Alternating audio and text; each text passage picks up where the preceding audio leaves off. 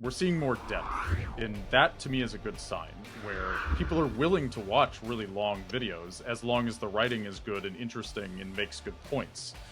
So to me, I don't feel like our attention spans are so short that we're doomed to always be Mr. Beastified, or not to hate on Mr. Beast, but just I don't think we're doomed to live this, because we're already seeing these video essays do so well, and I probably watch like one of these a day. And to me, that's a good sign. It makes me relieved that people seem to appreciate legitimately good writing, even if there's not something flashing on the screen every 5 seconds. 10 years ago, even 5 years ago, YouTube felt like a different place. In my opinion, it was more interesting, more innovative. This is the era when channels like The Game Theorists, Emma Chamberlain, Casey Neistat, and Filthy Frank were in full swing. I'm not here to get nostalgic about the good old days, but I will be pointing out how and why YouTube feels more cookie cutter, what with MrBeast copycats and large corporations now fully on the scene. In many ways, YouTube feels figured out. Enough creators know how to get views, and they pull that lever. Have a cut every 5 seconds, start the video with animated text and talk yelling, cover trends, or have bombastic challenges to make sure there is never a second when the audience could possibly get bored. YouTube is different now. In many ways, it's given us exactly what we wanted. I'm not ungrateful, but I am starting to get bored. What happens, and what can we do about it? I'm Grant, here with my co-host Augie, and this is the Video Creator Show, where we talk about how to build a YouTube channel be successful. Get ready. The first piece of YouTube history I want to focus on for how we got to where we are with YouTube right now is the 2017 Adpocalypse. For those who don't know, the Adpocalypse was an event where most of the advertisers on YouTube, so the people who paid for ads that were running on videos that paid creators, a lot of those ads got yanked out. And the condition of that was that YouTube had to figure out how to better put ads on videos so that the offensive videos weren't getting Coca-Cola advertisements, essentially. And this made it a lot harder for edgy channels or channels that swore or covered anything that wasn't completely family friendly to make a living off of ad revenue. And this affected me a lot with my channel Treesicle. We had a lot of swearing and we're kind of on the edge, and it was a bit of an edgy time, to be honest. And that forced us to be a lot more business minded, whereas before we could just get away with making videos and getting views and making plenty of money. And I think this affected a lot of channels. So now, if you're even remotely in the weeds or not family friendly, you really have to be able to sell merch or have a Patreon or something like that. So I'm curious, Augie, like, do you feel like the adpocalypse had a huge effect on YouTube? And I'm curious what your experience was like. And for those who don't know, Augie had and has a successful basketball tutorial channel. It's probably a bad way of describing it, but yeah, let's hear it. Yeah, no, I did create basketball training tutorials on YouTube for about 4 or 5 years. And about 2017, when this was all occurring, it was kind of more the tail end of that 4 or 5 year stretch. But I do remember it being a big deal and kind of being the first time where creators are like, we don't really like YouTube, as far as the corporation versus, creators, and like people start talking about creator unions and this kind of things because, a lot of times these people are relying, it's their livelihood, it's their income, the money they're getting from ads. So for just yank money back from creators and saying, okay, you guys aren't going to be able to monetize this huge library that you have of videos and any new content that you come out with, you're not going to be able to make too much money off it. That kind of stuff was definitely a big deal. And yeah, I just think that YouTube we've watched YouTube have to grow up. Like when it first started, eventually got bought by Google. And then it's like there's all these different things and all of social media, that need to be addressed. And this was one of the things that needed to be addressed. And yeah, what was your overall take? Were you on this creator side saying that, was that your first kind of punch in the face from YouTube or what? Oh yeah, definitely. Like, I mean, we're probably making 10 grand a month in ad revenue. I think we're getting maybe 3 million views a month at that point. And then that got cut by a third. Like it was a Okay. huge deal. And And so yeah. was it because of the language, foul language or something? Yeah, it was Okay. foul language and just kind of general edgy humor, even if we weren't like Mhm. swearing. There was sex Gotcha. jokes and kind of things like that. Yeah, that's crazy. That's too bad. Like I said, my content was basketball training content. There was never any kind of slap. I never felt the slap really. Um, but yeah, I could see how, man, that's unfortunate because there's a lot worse things you can be doing on YouTube in your content than, a couple jokes here and there that are a little racy. I mean, people do like really evil stuff, like we've talked about in our last episode. So, I mean, that's I get it because YouTube, like I said, YouTube's growing up during that time, even though that's about 10 years later. But even to this day, YouTube has to change these policies. But I think it's in a much better place now with YouTube having like kind of like more middlemen, that can talk with the creator side and the corporate side and kind of hear both sides out. I think that's better, but maybe you disagree. Maybe you're still bitter. You sound bitter. I am still a little bitter. I will say I feel like when YouTube first introduced their new ad algorithm, it was really really strict and it was devastating for our channel for sure. I do feel like now there's a lot more wiggle room. So now when you upload a video and you have ads on it, you essentially tell YouTube, how much swearing is in it, what topics are covered, are there sexual topics, is it for educational purposes? Like there's so much nuance that you can put into the system now that I do think it's now easier to make a living making quote unquote edgy videos than it was in 2017, but it's still way harder than before the adpocalypse for sure. I think that does suck, but also I feel like I've kind of grown up. Not that, swearing is childish or something, but I don't know. I guess I feel less compelled to want to be edgy in my content in general. So I'm like bitter, but also I can't tell how much of my transformation was out of necessity and how much was just me naturally sort of changing how I make videos, I part of me wants to be bitter. Yeah. But another part of me is just grateful for the experience as a whole. So how do you think YouTube should be? I mean, take out what happened to you and stuff. Do you think YouTube should allow to those to be monetized or whatever fully, and what point is it too much or does there need to be a system for advertisers to say I don't care if it's edgy? Because if you're selling, I don't know, beer, you probably can, those are people who are 21 and older. I think, a PG-13 video, which you guys quote unquote could call it that, would be a perfect audience for to sell beer to because that might be adults, or maybe rated R. I don't know. But you know what I'm saying. So how do you feel? What should YouTube do? Should they change it right now, or what's the solution? Well, I think from YouTube's standpoint, I don't think it makes sense for them to change the monetization policy. However, there is a correlation between videos that get demonetized or get limited ads, and they'll get less views because of that. It's hard to say exactly how much this is. What I would like to see from YouTube is to not promote videos with limited ads less, but promote them just as much, and then still I think the creator can have an easier time getting exposure, which they can then use to sell merch or have a Patreon or whatever. It's I think the biggest thing for me is making it harder to get eyeballs is probably the only thing I don't like. And I mean, arguably, there's channels like Channel 5 with Andrew Callahan. He goes around and films a lot of really intense stuff. I mean, I watched a video yesterday where he was showing the homeless crisis and all of the horrible injuries from this drug trank, and it was really dark, but the video still has, you know, over 1 million views, and it's like he's clearly getting exposure.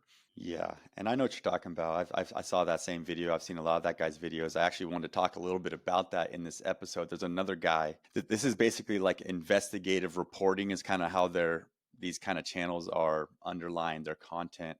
This guy's name is Tyler Oliveira or something. Oh, Liviera, I think. Oh my gosh, just when I opened YouTube today for the first time 21 hours ago, he released a video. The thumbnail is absolutely disgusting, and it's Yeah, I know called what you're talking about. I investigated the cancer capital of America." And the thing that I don't like about this, and we're talking about, is YouTube different now? It's like this is kind of what it's become. Like the bad part is that these videos are going to get great watch time because they're just so intense. But this guy is willing to go and put a camera right in front of anybody's face and just ask them questions. Homeless people, people just trying to do their job at their business. And yeah, I don't know. It's a little bit. I'm not a big fan of it. I mean, the content is entertaining because I don't know. It's just controversy, I guess, but it is dark too and kind of hard to watch at the same time. So, anyways, this is kind of like the dark side of YouTube and kind of what YouTube has become on as far as the dark side. Right, and it's kind of interesting too, because you're right. The thumbnail of him going to the cancer capital of America is disgusting. It's like a guy covered in tumors that was clearly photoshopped, and I mean, it's gross. It's almost like the middle ground edgy channels, I think, are struggling more. It's almost like you either have to go super far in the bombastic exaggeration gross direction, or don't go that direction at all. And I think if you're more in the middle ground, like I was, I think it's less lucrative because you don't necessarily have that overwhelming shock value to make up for any sort of algorithmic dampening that happens to you. So this is just kind of one thing I've noticed. Because yeah, Tyler Oliveira, I always get like a stroke reading his last name.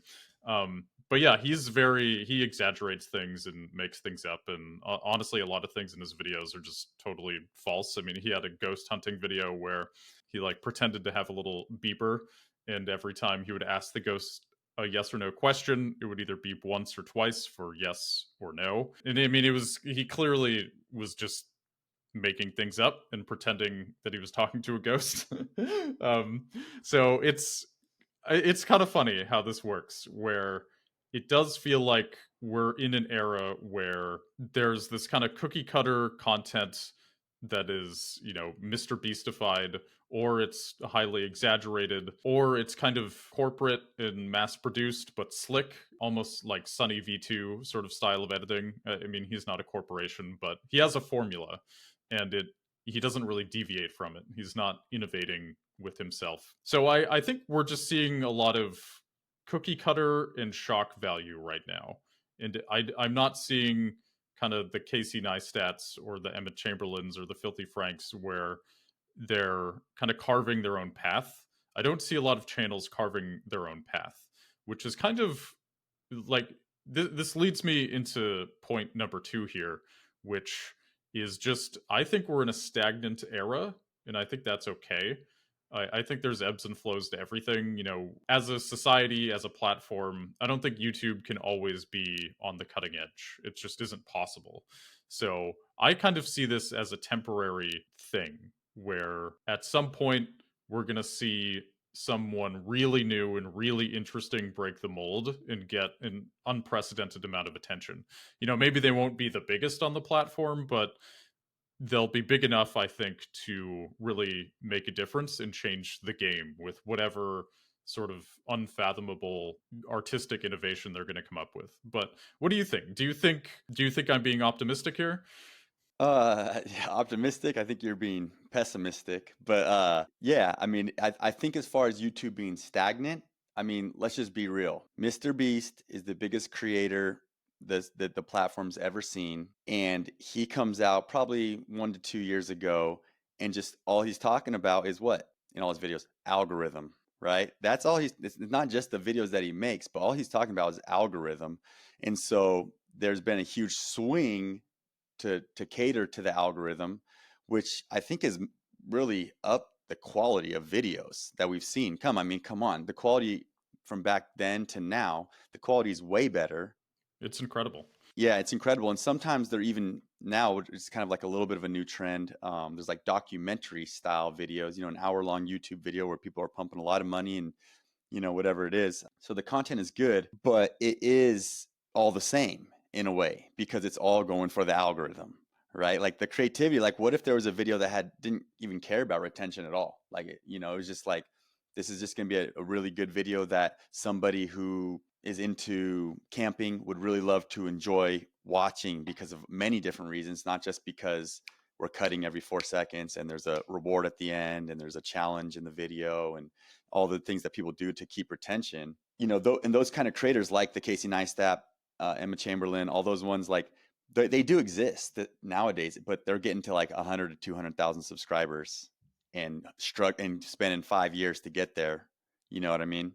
Where other people who are really successful now are just following the formula, focusing on the retention. And as far as so ever since Mr. Beast's been talking about that, ever since he started blowing up, yeah, I think it is kind of stagnant right now. But I also do think that, just like fashion, man, everything's going to come back around. I feel like on YouTube, everything's going to come back around. And there's one creator named Sam Sulek. Have you heard of Sam Sulek, the big bodybuilder? No, I haven't. Okay, so I'll just give you a quick rundown about him. So he's recently blown up within the past year, basically, to 2.8 million subscribers. He's got 300 videos, and he'll get 1 million views on a video, long form, and they're very minimal editing. I'm gonna go ahead and share the screen. Very minimal editing on all of them. Very old school. It would be very old school look, and he's somehow has the personality that people like, and he's gaining the attention, he's gaining the views, and he's blowing up right now. So I'm wondering, is this kind of a trend that, and obviously maybe this is just an outlier case because he's a giant bodybuilder, right? His thumbnails are just screenshots from the video. So yet this guy has 2.8 million subscribers. You can see, let me go to his videos. His most popular video, and these are long form vlogs, 3.5 million views. That's not crazy. But I mean, look, 3 million, 3 million, 2 million, 2 million. And you can see no thumbnail, no focus on thumbnail. But like I said, he's got a little bit of an unfair advantage because he's a bodybuilder who is just extremely big and ripped. So anyways, what do you think about my idea about what goes around comes around? It's coming back around. I think it's true. And that it's the reason for this actually is kind of the perfect segue into point number 3, that all of this stagnation, to a certain extent, is an illusion. Because I don't think YouTube is actively not promoting interesting channels. I just think YouTube it's ripe for something innovative to come in. So why I believe this is I get a lot of videos on my feed that have like 100 views, 500 views, maybe a couple thousand. And I'm seeing YouTube actively promote these channels, and sometimes I'll click on a video just to see how it is. And usually small channels, they're still figuring themselves out, right? So they probably aren't getting the watch time from me that, like, if I was watching a Mr. Beast video or something, I get bored more easily. But I see the algorithm sending me these videos, and to me that means YouTube is still giving small channels a chance.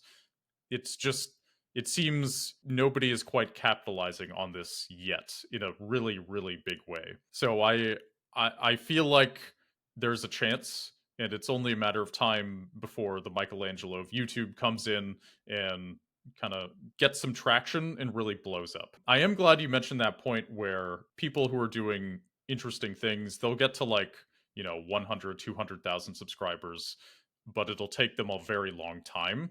Like, you can still find your audience no matter what you're doing, I think, if you are consistent. But I think it's harder to really like reach the upper echelons.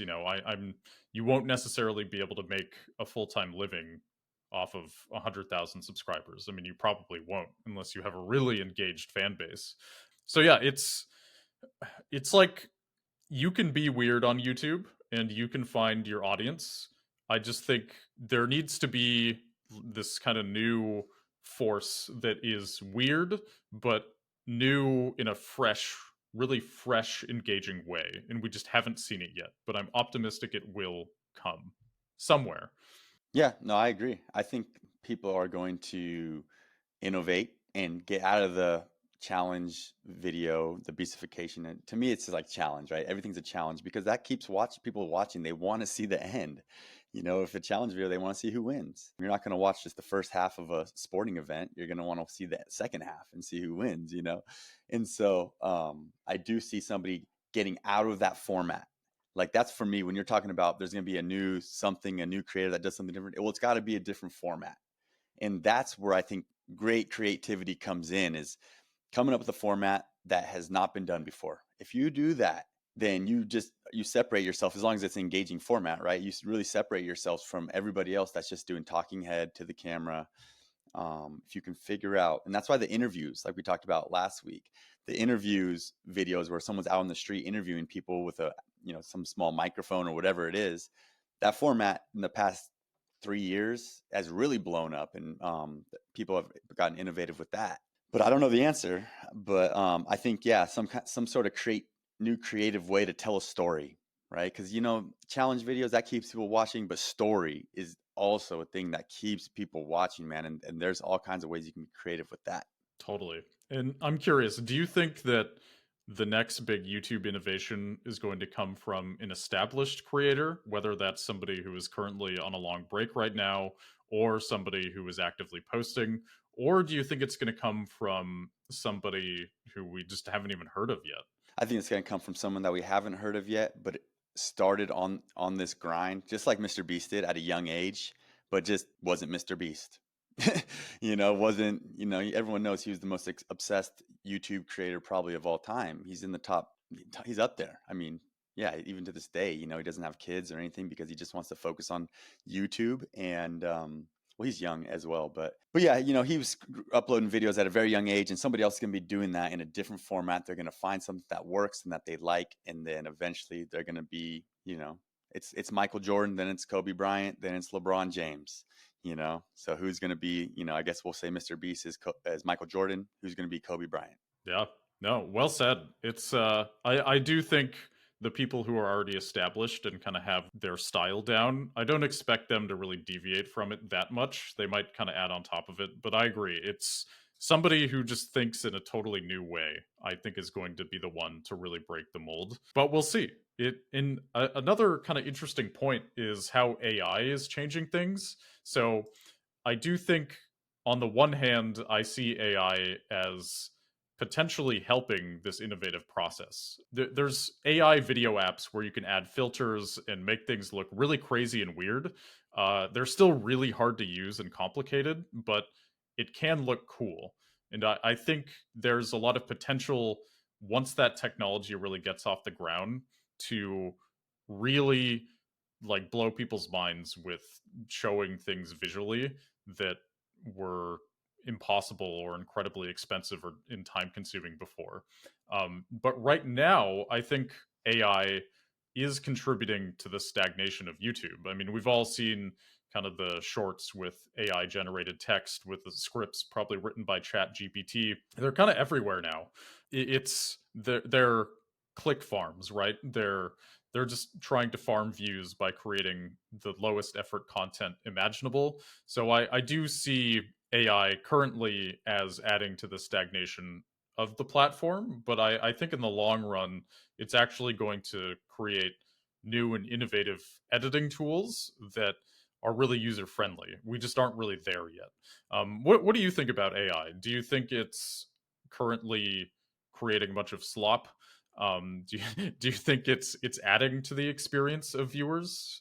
I mean, yeah, currently I would say the only way it's really being used, I mean, it's being used in a lot of ways, but the main way is the script writing, right? That's the way that most creators, I would say, are leveraging it. And yeah, I mean, the videos you just spoke about, that is slop, right? Just YouTube automation is what people call it, where they're just outsourcing the whole video creation process and using as much AI as possible. And that's because it's writing scripts and maybe even doing voiceovers and other stuff maybe. But the way that you're describing it is a positive in what it's going to do for the creator economy and for all creators, because just like we said, the quality of videos has gotten better over the years because the camera technology has gotten better and more affordable. Internet speeds, technology and the internet's just become more, I don't know, popular. So soon enough, creators are going to be using it to create better videos, and better quality. And so we're talking about special effects and stuff like that. Like imagine a single solo creator being able to produce a video that's like a Marvel movie, and all of the stuff that he's done on his computer by himself using, After Effects and Adobe Premiere and some other special effects software. I'm kind of blanking on special effects software, but you know of any like higher level ones? Anyways, yeah, so I do think that some creators will be able to leverage AI and the videos are going to get better. And, I'm already starting to see people using the image generators to make thumbnails and make their thumbnails better. And I think that's that one guy, Tyler Oliveira. He was definitely using some image generator to for his thumbnails. But yeah. Definitely. Yeah, I think in some ways AI has leveled the playing field already with the image generators and the AI upscalers, and anybody can have a really catchy thumbnail, and it's not that hard to make. Whereas before, it did feel kind of hard. You see these like incredible high resolution thumbnails, and you're like, how do you even do that? But now you can just kind of get an AI upscaler, and it makes your face perfect, and it makes the backgrounds pop, and it just kind of you just run it through this thing, and it looks amazing. As long as the base image is pretty good, it really just takes it to the next level. So yeah, I feel AI currently, there's a lot of hype around it for good reason, but in many ways, I think we're still waiting to see like the truly interesting things that AI can do. And it's the past couple years have had some breakthroughs with it, but yeah, I think probably AI video is going to be huge. Imagine being able to type into Midjourney, give me a video of a spaceship flying through the solar system, and it gives you one within like 5 minutes. You could do a lot with that. You can add all kinds of filters. You could film yourself and just in a room doing whatever, and then tell the AI to make you into an astronaut. I really see that as being huge. Yeah, you know what a kind of an untapped style of video is, and one that I've seen some people use a little bit, but I'm surprised it's not used a lot more, is using like even just like Snapchat filters to create characters for your videos, and then write scripts that are like a story of these different characters, because you can like change yourself, like you could put on a filter, and all of a sudden, like you said, you have a spaceship. There's one creator, Laura Cleary, or Laura, I'd have to look it up, but she was the first one that I saw do it. And yeah, it was funny because she would act like a mom, and then it was a filter that would totally just like the ones that just distort your face and like make you look like you have a blockhead. Everyone's seen those, where it's like a huge blockhead, and she's just like in this character now, like, what do you want, and it's just so funny, like with that filter on there. But yeah, have you seen, I've never seen anybody on YouTube make any long form stuff. This was short form, I think on Snapchat, maybe even, I don't know. Have you seen that, people do that? I haven't seen it in the long form. I have seen it in short form. I feel like the filters they're like still kind of janky. Like you can tell it's a filter. Like there's an appeal to it. It's almost like a meme. It's the quality isn't great, but you can tell what it is, and it gets the point across. That's where filters are at right now, and that once I think they get the really high resolution stuff down, I think that's when storytelling, like you can have storytelling that isn't ironic using these filters, or that isn't necessarily funny. It could be more serious because the filter looks good enough. But yeah, we're just not quite there yet, I think. Yeah, no, totally. I mean, in the video editing world right now, one of the big trends on YouTube is removing the background. Not removing the background, but like, putting some stuff in the background that goes behind your head. And there's an AI that, is used to do that with a few different tools, where before, back in the day, you had to use a green screen. Otherwise, that was pretty much a manual job that you had to do, rotoscoping somebody out. But yeah, so I mean, there's all kinds of AI tools helping with the video editing process right now. But I just thought the filters, I think that's like some untapped style of content right there, honestly. Like, I think if you're funny, you could create some really funny videos, even just right now, just doing like some talking head with like 3 or 4 different filters. It's like a story, it's a family, it's something. You're talking back and forth, just cutting back and forth. I mean, I'm gonna have to do that. I like that idea because that's funny. Like if you really are funny like that. And this creator that I saw that did it a lot, she was extremely funny. So she was killing it with it. It was great. Yeah, I would love to see it. I'm ready for it. My body is ready for sure. And yeah, I with all this being said, I feel YouTube is stagnant. However, I do want to highlight the rise of the video essay right now. Like you've probably seen videos, they're hours long, maybe they're usually over 30 minutes, 40 minutes, and can be as long as 4 hours. And the editing tends to be relatively simple. Examples of this are ContraPoints, PhilosophyTube, even Pinely is kind of a video essay channel I've enjoyed. And I think with this, we're seeing depth. We're seeing more depth. And that to me is a good sign where people are willing to watch really long videos as long as the writing is good and interesting and makes good points. So to me, I don't feel like our attention spans are so short that we're doomed to always be Mr. Beastified, or not to hate on Mr. Beast, but just I don't think we're doomed to live this because we're already seeing these video essays do so well, and I probably watch like one of these a day, and it's to me that's a good sign. It makes me relieved that people seem to appreciate legitimately good writing even if there's not something flashing on the screen every 5 seconds. So when I say stagnant, I think it's just we have video essays, we have, really big bombastic challenge prank exaggeration channels, we have creators that are doing interesting things but they only have maybe a couple 100,000 subscribers. Like there's an ecosystem here that feels ripe. It just isn't quite, we're not seeing anything truly mind-blowing right now. Yep, and the thing about it is it's like the death of the vlog, like that's one of the biggest problems is that can you even make it as a vlogger nowadays? And I don't know if you can on the platform, you'd have to be pretty crafty with how you make these vlogs because back in the day I used to love watch day in the life basically and of people vlogging their everyday lives and they made them interesting, and they a lot of times had to do some difficult things, but yeah, I mean, that's a huge content piece that's hard to make it this nowadays with that. Yeah, the death of the vlog, that's a really interesting point because I feel like the advantage of the vlog was it felt very personal. And I'm kind of wondering if it died because you had such a huge influx of people trying to vlog and trying to be a personality, but they didn't necessarily have anything to offer. They would try to flex their lifestyle, which was usually fake. They would try to paint this inaccurate picture of what their life was actually like.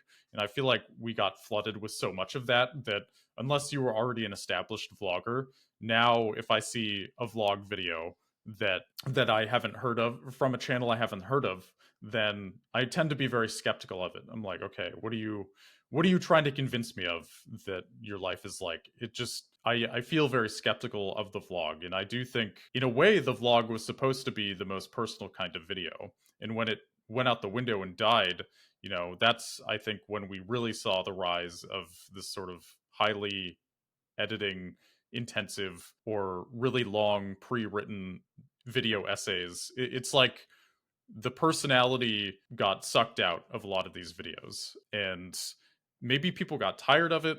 Maybe it just stopped working. It is interesting though. It does feel like that sort of intimate view into creators' lives was lost and replaced with these more cookie cutter videos or pre-written videos. And it's a change I've noticed. Yeah. Yeah, the vlog is not as prevalent today. And when we were sitting down to talk about, is YouTube different now? And I thought about it kind of in eras, and I was like, it used to be like the how-to, which you would create how-to content. People were trying to rank for how-to and search terms, and stuff. That's kind of the old school YouTube. But also alongside that was vlog. So it was the how-to and vlog era that happened. And I was really part of the how-to era. My content that I was creating was how to this. I was trying to rank. Nowadays that's not as common of a strategy to try to rank for search terms, right? But back then it was really all about that, or so it seemed. Where nowadays it's more how to get suggested, right? Like before we're creating videos that are teaching people how to do something or their vlogs. Now we're creating videos that are we're thinking, okay, how to get suggested, not how to do something, but how can this video get suggested through the algorithm, right? Through browse and all the other places. And that's really is the main strategy of most channels these days is to create a video that's big enough for the masses as far as the topic goes, right? And it's not super niche. And if it does get the great watch time and stuff, you'll get promoted by the algorithm to other people that the algorithm thinks is interested in that video. And that's how you are able to get a lot of views on a video nowadays. Would you kind of agree with the how to versus the how to get suggested era? Yeah, it does feel like the rise of the homepage, the rise of browse features did really change things because I think with suggested videos, it was so you could kind of go down a rabbit hole, right? Whereas with the homepage, it feels like it's all YouTube is always kind of trying to string you in certain directions. Like if you in the suggested video era, it's very you click on one video and then you click on a similar video and then you click on a video that's similar to that. Whereas you're always kind of going back home and then finding a new type of video, and then it feels less tangential now, I guess. It's almost easier to I find I need to put conscious effort into making sure my homepage doesn't look repetitive. Like I have to be careful to not click on videos that like if I watch the same type of video over and over, that's all my feed gives me. Whereas I felt like with suggested videos, it was that felt easier to avoid for some reason. Like, would you agree? Yeah, I mean, I think nowadays, no matter what, like if YouTube thinks you are interested in a certain type of content, like you're going to see those videos popping up everywhere. It wasn't like that as much before, I felt like. But and it's just the style of how people create the videos really is what I'm talking about. Is just people are just like, okay, how do I create a video that's going to get trigger the algorithm? You know, that's how people think now. Not how do I create a video that's super valuable and has like before, and that would rank for this search term. Like that was basically my strategy, and a lot of people back then, and some people these days too. Just kind of depends on your content in a way, but most people not. They're trying to trigger the algorithm these days, so it's just kind of help, or just that's why you see the beastification. You know, it's just different types of style. You know, like my I watched a lot of business videos back in the day. It was just more like clear cut on here's how you do a strategy. Nowadays, it's more like there's so much more entertainment that's laced in there. You know, it's like how I earned $10,000 in a day. And, you know, there's a lot more. Hey, I woke up at 6 a.m. It's just different. That's all. It's a lot more highly produced, beastified, I guess, or, you know, for the algorithm. So, yeah, that's kind of my final thoughts on how it's different nowadays is that it's just more how do I trigger the algorithm is what people are thinking when they're creating videos. And that eliminates a lot of your creativity to what you were saying were back in the day. You know, there's people being a lot more creative. People will give up their creativity these days if it doesn't align with retention, right, in the video. So, Right. It's like YouTube channels have to be a business. yeah. Like it's almost business first, art second. And that's a lot different than it was 10 years ago. And I kind of wonder how much of this too is just YouTube is getting older in the sense that when YouTube first started, the only people on the platform really were millennials. You know, they were at that time we were teenagers, maybe very young adults. There was some very young Gen Z kids, I suppose, that were on the platform. But you know, the point is, YouTube in its early days was like early 20s and teenagers and kids. You know, I think now there's like 40-year-olds on YouTube hanging out, watching videos, and creating channels. And it's not so I get adolescent. You know, it so maybe the business aspect of it kind of came naturally. I don't think it was just the adpocalypse. I think also it just people have grown up with the platform, and as they've grown up, they've become more business savvy. They kind of understand how the world works better. They understand that you don't have to rely on ad revenue, even if you are family friendly. So, in many ways, I think the business side is part of the maturing of YouTube, which still I think disappoints me. I still really value creativity. I think that says a lot about what our society values. It's not bad to value business by any stretch of the imagination, but I do think, generally speaking, like being someone who's more artistically minded than business minded, it does always feel like the forces of society at large are trying to kind of push you out and make you more business minded. Yeah, no, totally. It's you being a YouTube content creator, you know, it's actually a career. What is a career? A career is something that people do throughout their lives to earn income to live their life. So the minute that YouTube became a career, all that creativity stuff kind of got pushed to the side, even to people who cared about creativity. And I know you guys with your channels and stuff, there was some conflict maybe, or just, you know, there was challenges that you guys faced where some people maybe weren't able to give up the creative side and stuff like that. But yeah, that's you know, YouTube, and I wrote this down too earlier, is the number one job that young people want to do, the number one career that people in this country want to do that are young. So I mean, there it is. You know, it's a career, it's a way to make money to live on in this world. So there it is. It's going to get totally focused on business and stuff. So I do think that there's still so much creativity that goes into being a YouTuber, whether it's for business or not. Like I don't want to say that that's not there, but yeah, it just sucks that maybe you might have to sacrifice your creativity for the algorithm, and I can see people doing that all the time. Totally. And yeah, I think that's a really good note to start wrapping this up on, because, it really comes down to business versus creativity.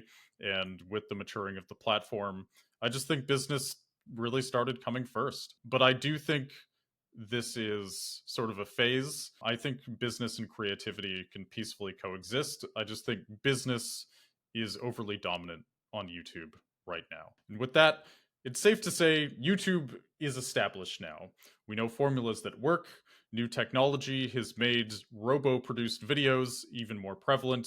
It's made it a lot easier to make money with minimal work. Pickier advertisers have made it more necessary to be more business than creative minded. YouTube is no longer a place where you can simply make videos and make money by living off the ad revenue. Ultimately, I see this highly business dominant era as a phase.